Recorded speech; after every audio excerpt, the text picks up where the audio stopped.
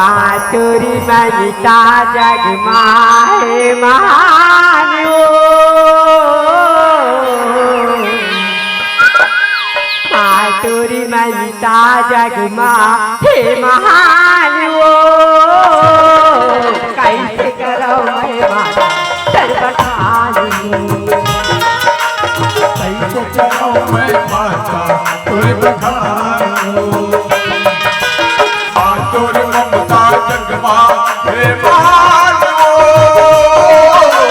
पाटुरी ममता जग माहे महानो कैसे करो मैं माता सर्वखानी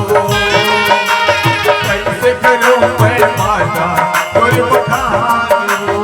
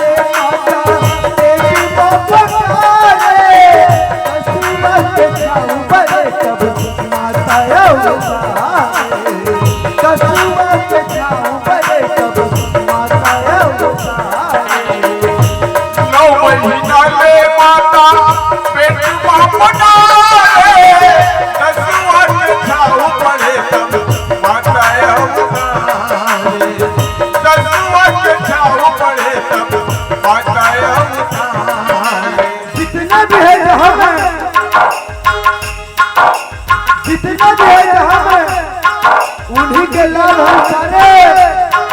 और उन्हीं के इशारे में चलते हैं चांदोर सितारे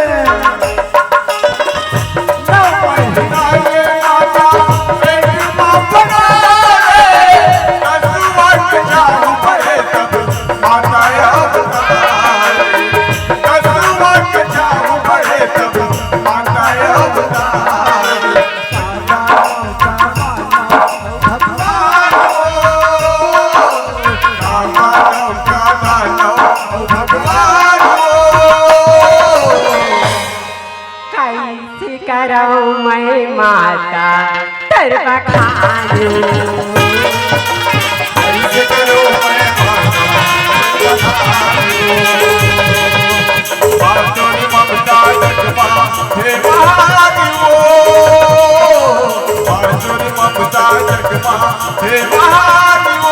कैसे करो मैं माता सर्वखानी कैसे करो मैं माता सर्वखानी कैसे करो मैं माता सर्वखानी कैसे करो मैं माता सर्वखानी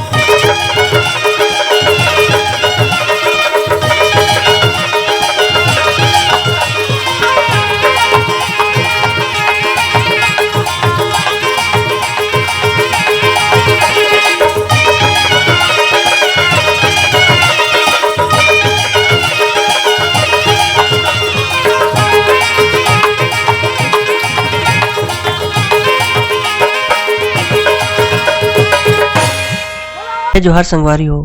अगर आप मन ला हमार वीडियो पसंद है सोही तो वीडियो ला लाइक करो और चैनल ला सब्सक्राइब जरूर करो।